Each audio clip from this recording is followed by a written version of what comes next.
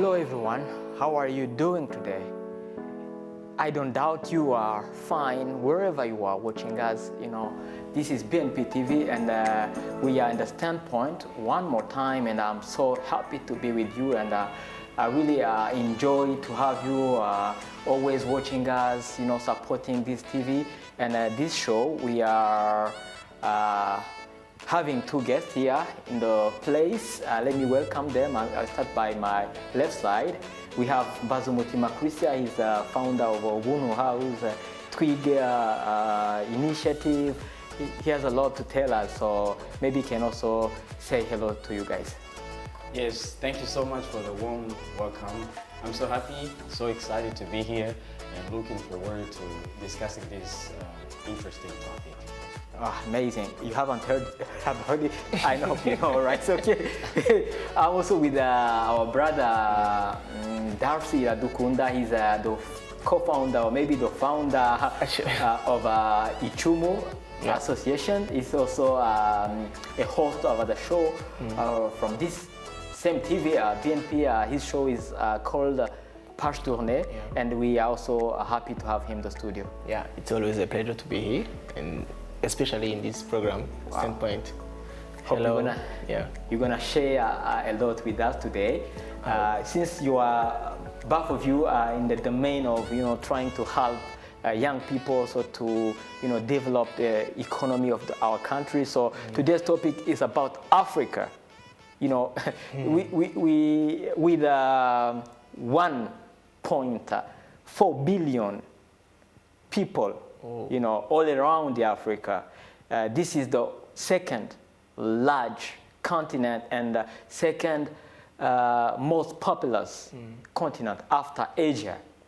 Then we always wonder why we have some statistics coming from the IMF telling the 10 poorest countries are from Africa, whereas 10 richest countries are from other different continents, like Europe, America. So we always wonder why we do say so. So the first question is this: do you believe in those statistics? It's all about data. Oh yeah, come on. I think, well, maybe you can say that if the continent is poor, it depends upon many factors. But to say you are poor, it means, do you have to eat? Do you have good infrastructure? Do you have? I mean, it depends upon. If it's all about. If it is about having something to eat, maybe you are not the poorest. I don't know. What's your point of view? But if it's about to have good infrastructures, maybe good quality of, as in health, as in, at that point we will be the poorest continent, the poorest. But yeah, in data, we are the poorest. So here we are still talking about Africa. Is Africa rich or poor? Then Darcy is telling us about data. So Chris, do you believe in those data, or they are not done, or they are not fair? Well, I was thinking about it, and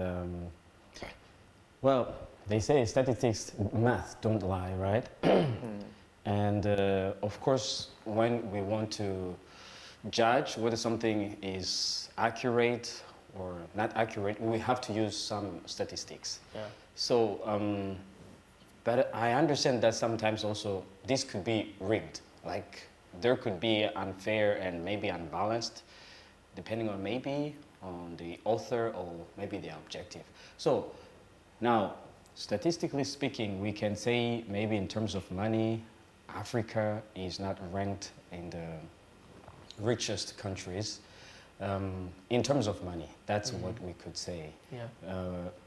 But I believe that Africa is one of the richest continents that we have in terms of resources, because we have a lot of potential that we've not been able to exploit, and until then we can say that we are the richest, but we just need to see ways how we can explore this potential, you know, it's just like a massive power that is idly that is idly maybe I don't know even what term to use, but my point is it is idle. It's not being used. So if we could harness opportunities and then bring it up and use it, then we can really take advantage of that and enjoy the richness we're talking about. So why then we do have those maybe, weak infrastructures, why the people maybe are struggling in terms of health? What do you think are the reasons behind? For me, it's all about the identity. What do you think you are? Why do you think you are here? Why do you dreaming to live abroad? Why don't you dream to live here? If you dream to live in your continent, you will work hard for it. You will work hard to develop it and not to go outside. And another point is that, yeah, it's identity, it's leadership. When those resources, others are exploiting them.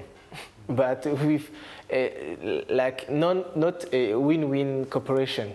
And you will see them coming here, taking the brute, as in the gold and the platinums, go and transform it there and bring it back here as like a product already manufactured. Yeah. And why this? Why couldn't us just transform it by here? So here there is a typical example of one country of Africa, Ivory Coast, Côte d'Ivoire. They are called to be the first producer of cacao, but they can't even produce, I don't know whether they produce chocolate, but I hear that, almost every, single,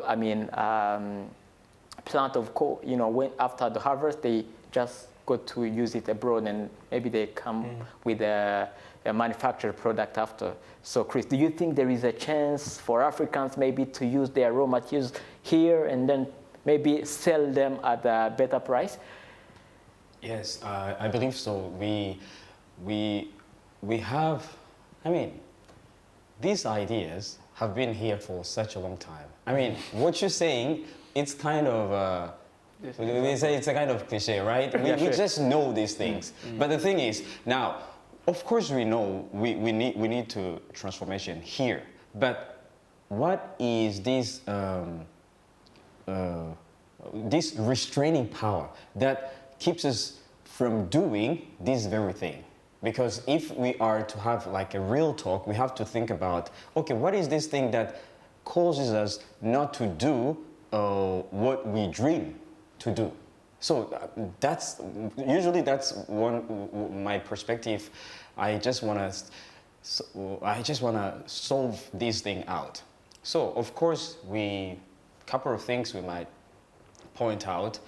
One of which I can, from my perspective, I feel like we've been portrayed the wrong picture of who we are and what is Africa. Yeah. Yes. So maybe you talked about identity. I think maybe that's the same thing. That's the way I see it. We have to understand that we are the very people that can bring this development. Let me just give you this quick example. One day I was traveling, going to Gitega or somewhere, anyway, up country, and then there was a discussion behind me. I heard some guy saying, I'm always wondering, how could these white people manufacture all this? Like, for example, we are moving in a car, and I just wonder, how are they able to do this? And then he made a statement that was really striking. He said, I think they are the nearest to God more than we are. You see, like they are almost there. Then I just responded. I said, why would you think like that? I think we are all equal, and as long as we can use our mind, we can do such things.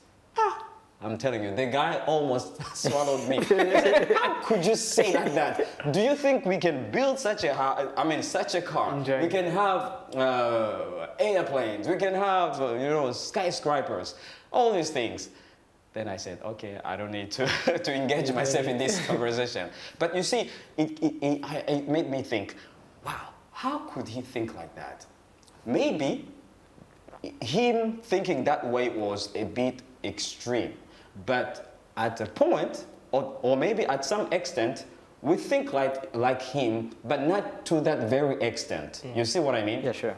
And so I think that's why we need really to build ourselves, to build our esteem, and try as much as we can to cross out this spirit of complacency, or we are not satisfied, or we are feeling inferior to some people, but take our advantage and do the thing and portray ourselves the good picture that we should have. So I believe that is one of the things. If I may go ahead also with about the leadership you talked about, I think it's beyond, of course there is part of the leadership, but it's beyond that, because there are some leaders who would want, right? Who would want to bring this change. They want to bring about this change. But they won't last. They want it at last one. Maybe. Yes, of course. So but then they are encountering this block, you know, this limitation. And then they feel like, boy, there's no way else I can do that. So let's do like others. Well, here, you know, you're talking about something very relevant.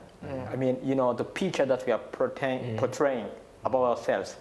And I just want to know, is there any other force behind? Don't you think there are some maybe other industries like movies or wherever that maybe, you know, show us that we are, you know, the less powerful people in the world? What do you think, you know, those kind of thoughts or that mindset is coming from? I would like to agree with you, but those movies we saw, even in Asia, they saw them, but they're not at our level. But they just figure out that they have to work hard for building their continent, as in Asia in general. But yeah, maybe we have been seeing the same movie with them, but we didn't take it like they took it. I think, but just there is that power of image they implemented in this continent, but we took it personally, as in we took it as it is the holy truth. I would say we should just be a little bit skeptic, doubt a little bit for what they are talking to us. Just why this? Why that? Why can't we do something like this? As in, you see. But for me, it's not about, because you will see another African hating you because you are developed just like that. You didn't do anything to him, but just hate you like that. Why are you at that level? We are always comparing people, even not comparison for success, for go on another level, but just comparing to after hate your friend, your brother, even the same blood. But when you are proud of the one who is near by you, as in close to you, I think that you will just work at. There is always this comparison that in the Occidental, the Western side of the world, when there is someone who has succeeded, you just want to work hard to do better than him. In Asia, they will just work hard to copy what he has done, just to make the same thing. And in Africa, we just want to kill him. Is it true? I don't know. But if it is true, maybe there is a question mark to show and just ask ourselves, why aren't we proud of what the other has done? It's all about, I don't know. It's also about working for the next generations. When you are working, is it for you? Or is it for your son or your grandson? When you are working, ask yourself, what I'm doing, is it good for my son? I believe strongly that when you ask yourself such kind of question, you will do good things. And I just want to ask maybe almost the same question, you know, like there are some institutions, and it's true, those people were not lying, but maybe this mindset, that's something that we should get rid of. I mean, telling ourselves that we cannot even manufacture a pen, you see, or we do just it now. a simple, you know, there are so many things that we cannot manufacture in Africa, a needle, you know, of course, there are so many things. And then we wonder, why is that? Chris, you've been trying to go beyond, I mean, the leadership or some other things. What do you think are hindering us from, you know, being able to manufacture things here on in our own lands? You know, to be able to manufacture a thing, it has to be, it has to come out of a need. For example, if we want a needle, or if we need a car, it has to come out of a need, because whatever solution we would bring, it's, they say, you know, there's a saying that goes, necessity or innovation is necessity is the mother of innovation. You see, like, there has to be a necessity before you bring out something that is new. You see? So now, to answer to your question, why is it like we are not able, you know, to bring out this manufacturing or whatever it is, you know, to be able to develop ourselves? I see it two things. So, like, the things that are able to bring us to this level. First one is what I already mentioned, is about a need. Or let me put it in this way, it's being in a situation where you feel so much lack that you cannot allow yourself to stay in that position. Because this I say because, for example, in the Middle Age in Europe, they faced this kind of really big troubles, and then they were able to think in the right way, to say, okay, let us come together and bring out this. It was terrible. A kid would be eaten by the mother, and then, you know, they were killing each other, and then it was so much hunger. So, but they said, okay, let us change this. So one thing, we have to be really so much hungry for the development, so much so that we feel like if we don't make a step, we'll all die. Yes. But as long as we are in this survival mode, sometimes... So, excuse me a bit, what does it take to be so much hungry for that development? So the two things is maybe lacking food, this is physically, but there is also a thirst and hunger in your mind. Yes, but this thing, you can build it. Have you ever seen the richest people in the world? But you just see that they are waking up the earliest possible. They work as much hard as they can, but always they are pushing harder and harder. Why is it so? Is it because they are hungry physically? No. Not at all, right? But they are hungry mentally speaking. Also, let's say spiritually speaking. And they feel like there's something, there's a level that we have to reach. Yes. So the way I say it is, sometimes, because in Africa, we can almost get along with our troubles and situations in some sense, we tend to say, okay, maybe let's just let it pass, something. But then the years are going on. And then we can see that there's, you know, a little bit of sufferings, maybe less suffering, and then there are those who take advantage of this situation, of course. So we need to wake up and say, this is our time. So I wonder now, you know, I'm lucky today I have, you know, two young men here who are aspiring to make things better than they were before, because you have already created some initiatives. You have Ubuntu, Twige initiative, Darcy has Icumu, which means, you know, we see hope in you. So what are maybe the sacrifice that we can take? So is, you know, the young people, the young generation, as, you know, many Africans, maybe let's take even the case of Burundi, many Burundians are in the youth. So as maybe we can support our leaders. So as maybe we can get, you know, a beautiful education in order to see ourselves rich, rather than always complaining we are poor, whatever, we cannot even make something, you know, out of our richness. So this is the question put to you now. Maybe that resilience he was talking about, or like to feel, as in, cause there is something to, I always use that example, something to eat, or there is that easy climate in Africa.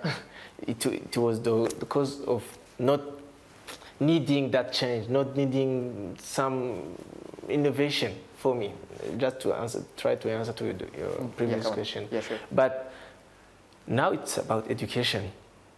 But most of those educational systems we have in Africa, they were brought by those other people. Yeah, sure, come on. They are not ours. And as long as we use them, and even them, they no longer use it. They are on another level. They are just, because yesterday it was about industries. Nowadays it's about data. I always say it's about information. What are you using from this information? Because we are at that, even at that level of transforming things, but they're there just to, you will see it in 50 years maybe, but now it's like the beginning of that era of data. When you have information, you have to sell it, to transform it, to use it for your benefit or things like that. But data or information is also found in education. How are you exploiting it? Because you can learn in Switzerland, you can learn in Canada, you can learn in Australia, or even in Ghana, they have good education. From Burundi. But today, if you are not, I'm talking about the third, as in the first cycle of university and second and so forth, and the following. But how are you working hard or trying as much as possible to reach that education from there? I'm talking about those who are doing universities, but for the youth, maybe we should just build another image of Burundi or Africa, which is, as we always say, we are saying it right now, let's just exploit what we have. How can we do it? Not always learning mathematics for applying theories you don't know where. I'm not meaning that mathematics are not useful or languages are not useful, but just how can you practice what you are learning? And you can get information from everywhere nowadays, but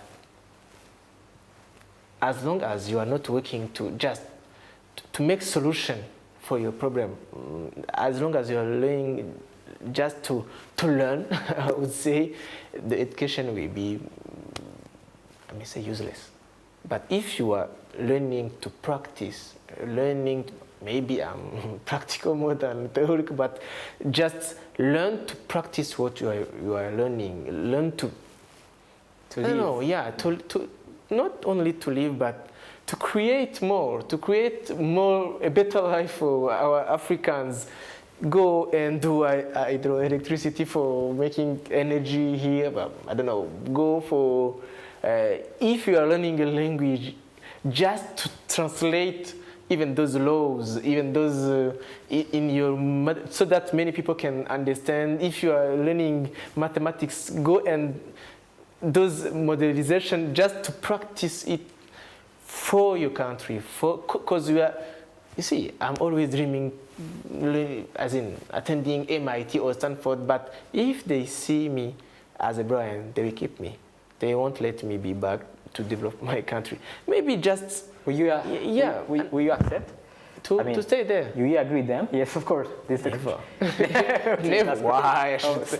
I know that it will be hard even for my family to understand my decision or my choice, but if I stay there, the NASA will continue to develop itself. As in, they explore always those good things for United States of America or I don't know, England or Bangladesh or Malaysia there. But Africa is still in need of me.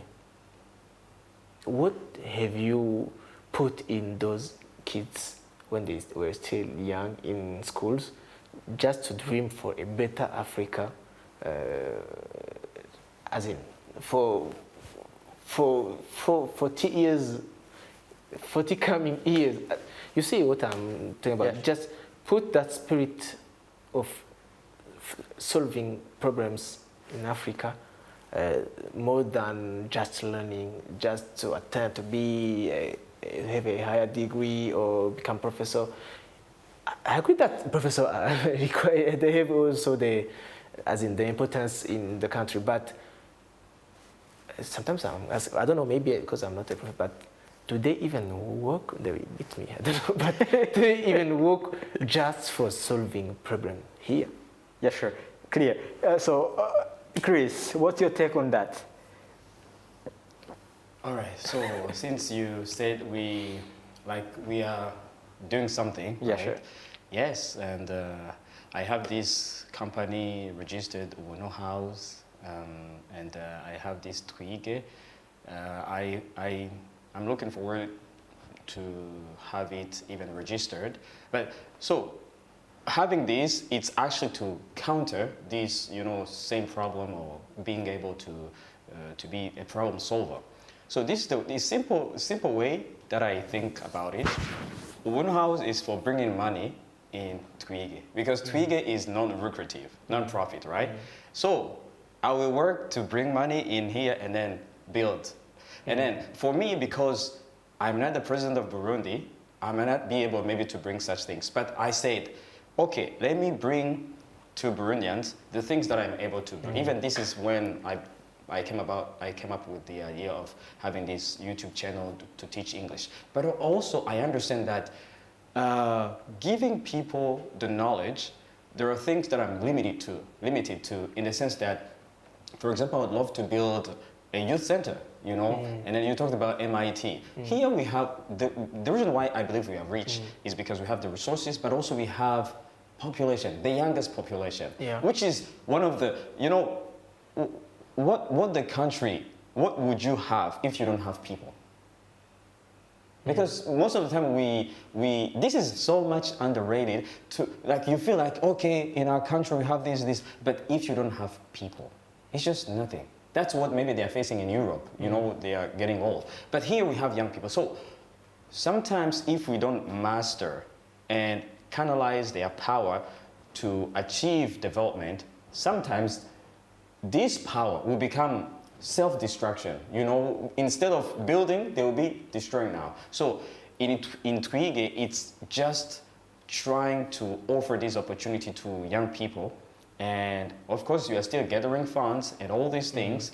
But if anyone, in everything you would be able, build the young people, impart them with the knowledge, the skillful knowledge that will help them to achieve a goal. And if we are knowledgeable, there are ways we can work remotely. Yeah. If you are a programmer or you are a designer, web designer, or you are a videographer or anything, there are ways. And then we can bring the foreign currency, as they say. Because if we only think about coffee and what you said, maybe cacao, raw materials. Here in Burundi, tea. That's done maybe once a year or maybe twice a year. But again, if we think about working remotely, we can bring that money, and then even some can go and work there and then send in the money, and then we can build our country, build our people. Because once we build our people with a new set of thinking, then it will be just no more. Like it will be water under the bridge. That's what they say. It's a normal thing to grow. Growth, it's a normal thing to a human person. Development, it's a normal thing. It's a normal thing. So that's the way I think. I would want, maybe if I would conclude with this, I would want to call upon all young people and then ask them, what are you doing now? What are you doing now that is helping other people? Because if you are waiting for a set time that you think, once I get a job, once I do this, because I've been passing through those things, but I realized there's no best time. The best time is now, and then do the best you can do now. So, this topic is so huge, I don't know how maybe I can narrow down, find some angles whereby we may be going deep. So anyway, I hope our viewers enjoyed, because I see we are running out of time and time is up. So let me thank you guys for your participation, this 10 point. It was a pleasure. for me to be here and just to share a little bit about what I'm thinking about this country and Africa. Yeah, amazing. You did great, brother. Thank you. I'm looking forward to this development, and I believe, I so much believe in it that we shall see it. So the sooner the better. The sooner the better. Yeah. Thank you, brother Chris, and I hope you got it. The sooner the better. Time is now. Stay connected with us. See you.